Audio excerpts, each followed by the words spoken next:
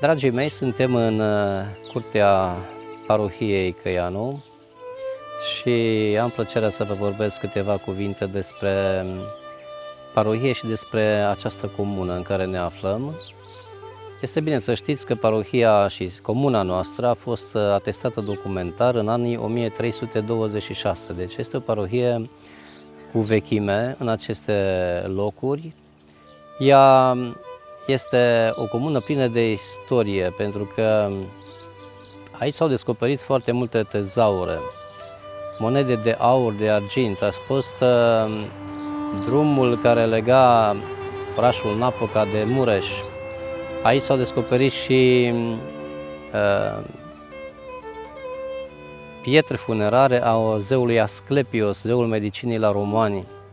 Și toate luate împreună dovedesc faptul că în aceste locuri au existat o populație românească de iată din cele mai vechi timpuri.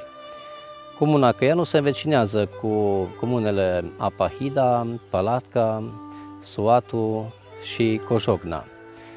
Comuna noastră este formată din mai multe sate, respectiv satul Căianu, Căianu Vamă, Căianu Mic, Văleniu, Bărăiu și Vaida Cămăraș, cu o populație mixtă, atât populație românească cât și populație maghiară.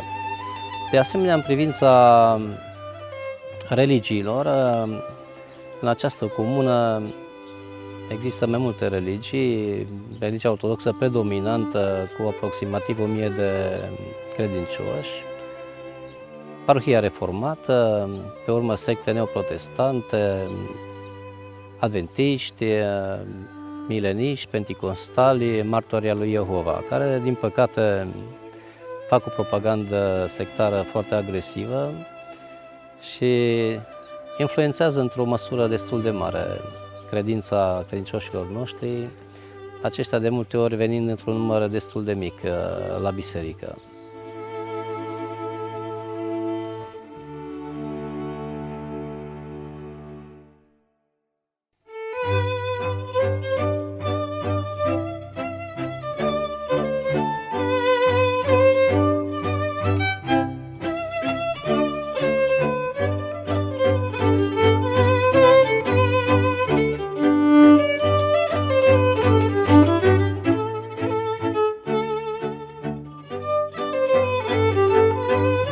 Comuna noastră este în plină dezvoltare, Consiliul Local și Primarul Local, oameni foarte harnici, care au demarat foarte multe proiecte de modernizare a comunei, respectiv s-au modernizat drumurile, s-au asfaltat deci o grămadă de drumuri, s-a introdus apa din Cluj, telefonie, internet.